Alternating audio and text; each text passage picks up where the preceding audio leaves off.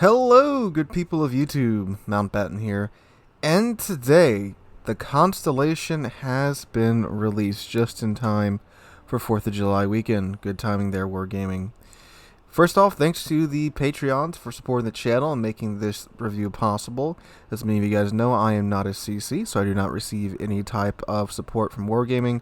All these ships have to be bought for these reviews, so again, thank you guys for that. If you wish to support the channel, the best way to do that is to join the Patreon. Link to that is in the description down below. And again, huge thank you to those guys whose names are up on screen right now, or should have just been up on screen, for making this review possible.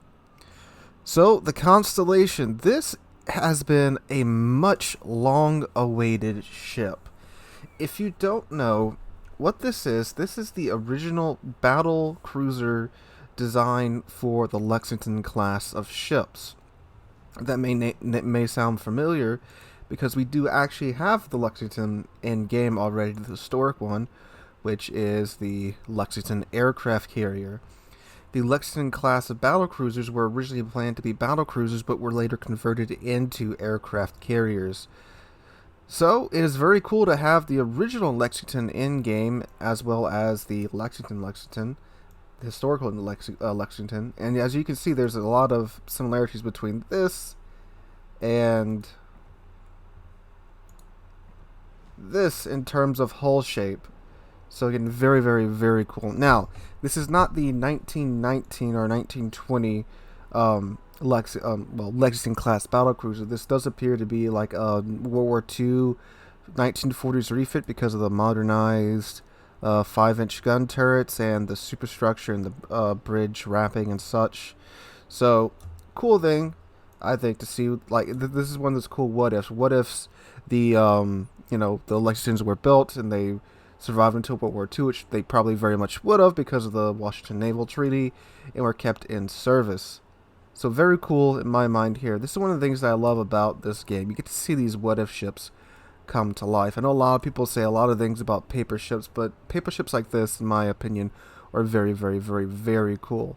If they have some type of historical background and some type of interesting history behind them, or something happened to them and they didn't see, their ideal version get fulfilled, but we get to see it fulfilled in game here. So anyway, we're going to go ahead and take a look at the Constellation here. We're going to take a look at her armor, at her traits and features, and look at all of her interesting tidbits there. As always, no module skills nor captain skills have been no modules have been applied, and no captain skills have been selected either. So she's completely stock right now. So let's go ahead and take a peek under her hood. Oh, also another very cool thing.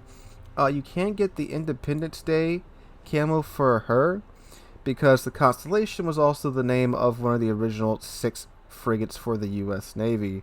So you get this camo right here, which is the camo that the original Constellation had on her. You can still see this camo today on the Constitution, the only surviving of those 6 original frigates, which is also very cool. And I love the way this camo looks. It's very clean. Like, look at that. It's so clean. It's very nice. You got a lot of this nice detailing here around the back and with her nameplate there. So yeah, I'll probably wind up picking up this camo. But yeah, anyway, on to the ship itself now. So, armor. 27mm bow. Got 32mm torpedo plating, 57mm upper belt plating, 27mm stern, 27mm deck, 57mm mid deck, and that's all the mid deck. Okay. Turrets have a 47mm face, 254mm side plate, 229mm rear plate, and 229mm rear, and a 127mm roof. Okay. Conning tower is 305mm. Let's see where her citadel is at. It is just below the waterline, and it is not covered by any type of turtleback or anything like that. So it should probably be pretty tough to hit unless she's turning or for some plunging fire at range. For that 27 millimeter nose, she's of course a battle cruiser. Makes sense. She has lighter armor because she's got a vroom vroom. Alright, her guns. She has 8 16-inch guns. They reload in 30 seconds. They have a 180 time in 36 seconds. Maximum dispersion base is only 194 meters, although her range right now is only 17.4 kilometers. Her HE has a maximum damage of 5,700. Has a 36% chance starting a fire. That's my Discord, not yours. And her AP shells, they can do a maximum damage of 12,400. AP has an initial velocity of 768 meters a second. HE has an initial velocity of 803 meters a second. So typical American battleship AP. And again, like I said, she right now has a range of 17.4 kilometers. Secondary guns, they have a reload time of 6 seconds. They are, of course, the 5-inch standard American secondary guns. 5% chance starting a fire. Maximum HE shell damage of 1,800. 21 millimeters a pin. Maximum range 6.6 kilometers. And HE shell velocity of 792 meters a second. Alright. Oh, that's right, torpedoes. She has torpedoes. So she has 6 torpedo tubes. They reload in 98 seconds. They have a 7.2 second 180 time. They have a 9 kilometer range. That's actually very nice. And they're detected by sea from 1.1 kilometers and do a maximum damage of 16,633. I completely forgot she had torps. AA, she has a rating of 90. Looks like she's got 30 of the 20 millimeter Orlikins on a single mount. Another 32 Orlikins on double mounts. 44 Bofors on their quad mounts. And then, of course, the secondaries, the 5-inch secondaries or dual pumpers. So you have 20 of those 5-inch secondary guns going off. So the continuous damage is 367. The flak, you get 8 explosions in a flak salvo that do 1,540 damage. And 35% priority sector reinforcement with a firing range of 5.8 kilometers. So not the longest AA range now, but after they shortened all the older ships' firing range, it's kind of mid-ish, kind of longish range. Because I know the German DDs, the new ones, have like a 7-kilometer firing range, which used to be the old good AA range. But yeah, so it seems to be pretty good, but pretty mid-range AA. We'll see how it works out. Maximum speed of 33.3 knots. That's without the speed flag. Turning circle radius of 830 meters and Russia time 15.3 seconds. And concealment by sea is 15.1 kilometers, so that's only 2 kilometers away from maximum firing range right now. Okay. So her equipment. Oh yeah, she has radar too. I forgot about that too. So she has a 10-kilometer radar that lasts for 30 seconds and reloads in 120 seconds. So you can get 3 charges of that. And you could have fighter or spotter. Alright. So that's her as is with all the quirks and features. I'm going to go ahead now, slap a build on her and a commander on her, and we will reconvene here afterwards. Alright, she has been moduled and kitted out. I'm going to head through Halsey up on her. So for the module build, I went with a standard American battleship build, because this is an American battleship. So main armaments mod 1, damage con 1, artillery plotting room mod 1. This is a special module that the American battleships get that increases their range. Then damage con 2, because fires suck. And concealment to help us get that concealment under control. Now you could go, if you don't mind burning, for the surveillance radar mod 1 if you've got that, which will greatly increase the action time of the radar. But I don't have that, so I didn't go with it. And plus I don't like fires. So in the commander build, went with preventive maintenance, MLG turrets, adrenaline rush, basics of survivability, again, rip off, superintendent, concealment, and fire prevention. And again, you could potentially swap the MLG turrets for the consumable enhancements module. Captain skill, which would further increase the duration of your radar time. If you just really hate destroyers for some reason, you could do that. That's a very viable choice. So now this thing has a 20-kilometer firing range, much more usable range, and 12 kilometers of concealment. So quite a sneaky little ship here now. Nice, fast little sneaky ship. That's what I like to see. Also with the speed flag on, her top speed's now 34.9 knots, just shy of 35 knots, so you can kind of drag race Georges for a little bit there. Is there anything else that got changed? Oh yeah, her turret rotation time is now 28 seconds, which is very good because with a fast ship like this, you're going to be maneuvering a lot, so you're going to want your turrets to keep up. Rudder shift time's not that fast though, but still with the speed, you'll be shifting around quite a bit. Alright, so that's the build I'm going to be running on her for the rest of this review. I'm going to go ahead, take her into battle, and I'll meet you guys there with a little voiceover review for you guys. Alright guys, voiceover Mountbatten here. So the Constellation, I gotta say, this is probably the most battle cruiser that we have in the game, meaning that it feels like a proper battle cruiser, meaning that it has the firepower of a battleship, but most definitely not the survivability of a battleship. She is a very, very, very interesting take on the battlecruiser formula that we've seen in the game so far. Meaning that of the battle cruisers that we have in game, so ships like the Hood, the super cruisers and stuff, they've tend to just make them kind of tanky for their tier. Like with the Hood's properly tanky for a Tier 7 battleship, although she's a little squishy. The super cruisers are quite tanky, of course, but the Constellation is not. She's definitely a big target. Her armor's really thin, like we saw in port. So you cannot tank like a battleship at all. You just melt instantly if you try to do that. Now, don't get me wrong, you can take some damage, but you're going to take big hits if you run into an actual battleship. But if you're going up against cruisers, or even some of the larger cruisers, and some of the cruisers that borderline on like super cruisers and stuff, you can of course tank quite a bit because of your plating. You have a 27mm bow, so that helps you out there. So yeah, you stay from like 15-inch guns and such. But when you run into a proper battleship like an Iowa and Amagi, anything with big guns, you're going to take big hits. I mean, of course, look at the freeboard. The ship sits pretty high up out of the water. But to counteract that, you've got the speed. Because again, you are a battle cruiser. The ship is tremendously maneuverable, and that is its saving grace. You have to stay on the move and just keep playing with your rudder, and you'll be perfectly fine.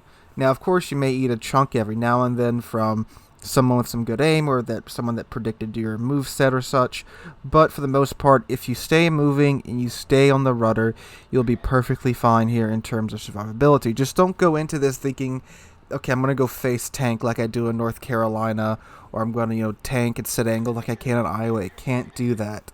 At least not for very long. It can do it very shortly until your health runs out, but that's not what the Constellation is.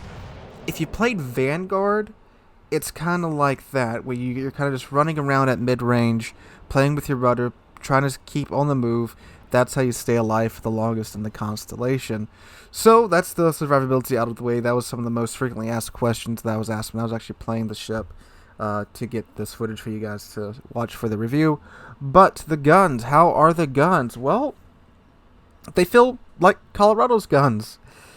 And I'm pretty sure they are almost exactly the same in all respects. So, they are, of course, 8 15-inch guns. They're the Mark V. And they, like I said, they feel like Colorado's guns. They have moments where they are very accurate. They have moments where they are not so accurate. But you are, of course, a Tier 8 ship, meaning that you can see Tier 6 games. Meaning that, or even a lot of Tier 7 ships too, you can just punch right through their nose with these guns. Which is fantastic. It feels great when you can do that. And of course, being that you are a Tier 8, you're going to get up to Tier 10. So, being up to the Tier 10 and still having 16-inch guns is a very good thing. And of course, they have a 30-second flat reload time. The 28-second turret rotation time with the captain skill that I have on here right now feels great. Again, especially for a ship that's this maneuverable, the turrets can keep up, which is a godsend in a lot of situations, especially, again, since you're going to be running around a lot, playing with your rudder, maneuvering a lot. In terms of consistency, the guns aren't all that consistent. Again, it reminded me a lot of when I was going through the Colorado. You have some salvos that are pinpoint accurate. You have some salvos where the spread's all over the place. So that's kind of frustrating. But again, for having 16-inch guns on a ship like this, it's what you got to give up. On top of its other armament too, it's torpedoes. The torpedoes are useful. They are quite useful if you get into a tight situation. I have used them to varying degrees of success, but just like any battleship with torpedoes, don't think about the torpedoes until you need them. You aren't a torpedo boat. You aren't a destroyer with torpedoes. You are a battleship that has torpedoes. I kind of gave into that, and it didn't work out so well for me once. I'm like, yeah, I can't do that again. That's not what the ship's meant to do. But when you get into those situations where a ship's coming around the corner or someone's closing the distance on you and you can use those torpedoes, it is great. They are the ace up your sleeve for sure. Now, its other utility, its radar. This ship has everything. Its radar is, again, quite useful. There's situations when destroyers will be hunting you. They'll be popping in their smoke screen, chilling in their smoke screen, and you pop the radar, give them a nice surprise. And again, it's American radar, 10-kilometer radar with that nice 30-second duration. And again, you can build into that to extend that radar out quite a bit longer in terms of duration. So again, that's a very useful tool. This is the second battleship in the game, fully released at least, that has radar. The other one being the Missouri. So that's a very nice tool to have there as well. You can ruin DD's days. You can peek around corners, see what's going on to see if you want to go around that corner. And in a ship that's this squishy, it's something that you definitely need. So her AA, how is her AA? In Port I said it seemed like she had pretty decent AA. That kind of transferred over to the game. I mean, AA is, like we've said many times before, it's just AA right now. Sometimes it's good, sometimes it's bad, depending upon how much flak the enemy CV eats. In my experience, the Constellation had decent AA. More than enough to of course, keep Tier 6 CVs off of you. Tier 8 CVs, depending upon the skill of the CV player, sometimes it would work, sometimes it wouldn't really work. Tier 10 CVs, I mean, that's Tier 10 players go up against Tier 8 AA. It'll take down a plane or two, but it won't really impede them, especially if you're by yourself. The concealment with the 12-kilometer concealment, I'd highly recommend you build into concealment for the ship, especially with the survivability of the Constellation. It definitely needs that ability to just leave the engagement if it needs to do so. And a 12.2-kilometer concealment on the Constellation on a ship this fast, this maneuverable, is a must. Because, again, you cannot tank like a battleship. You gotta stay on the move, and the ability to just leave that situation when you need to is, again, another godsend for the ship. So, how did she perform in the matches that I played? This is one of the most played ships that I've done for one of these first impressions reviews. Normally, I go for about 5 matches. In the Constellation, I went for about 8. I can tell you this. Despite the situation, in terms of team balance, in terms of the game mode, her performance was very consistent for me, which was high 90s, almost 100,000 damage every single game. In a few matches, I did break 100,000 damage by quite a bit. You're probably watching one of them right now. And she's very consistent. It took me a couple of matches to get used to that American battleship AP, that slow-moving AP, that, you know, at longer ranges, you're really having to lead the target, which is a downfall of American AP, a battleship AP at least. But, of course, when this AP connects, especially on cruisers, it absolutely wrecks them because it's slow-moving. It's not hypervelocity AP like the Soviet AP, and it doesn't have the flat shell arcs like the German AP. It's got that nice American arc that plunges right down into the citadel of the ship, and my God, again, when this stuff connects, it wrecks ships. So, if you like that American AP, you're good to go here.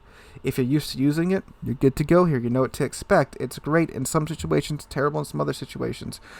But again, it plays to the ship's strengths. This is very much a medium range ship, dancing around at medium range. It can get in close if you need to.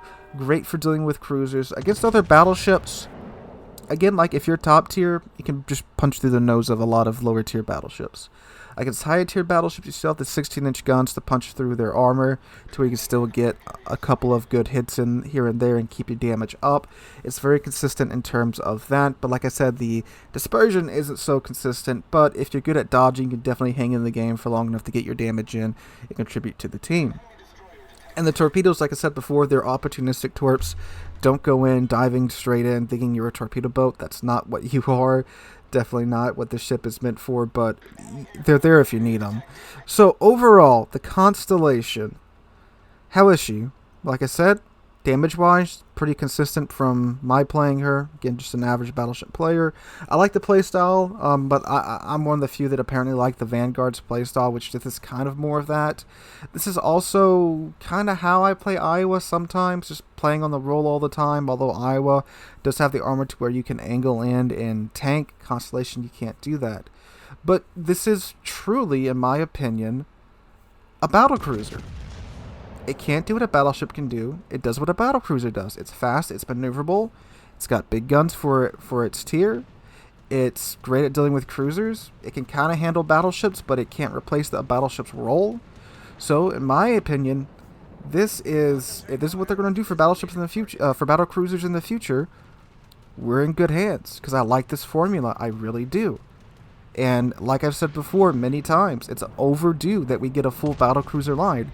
Even though they're forcing Soviet CVs and submarines on us, we should definitely be getting battlecruisers, full lines of battlecruisers before this. But if this is what we're getting, I think it's definitely worth the wait, guys, in terms for the future of battlecruisers.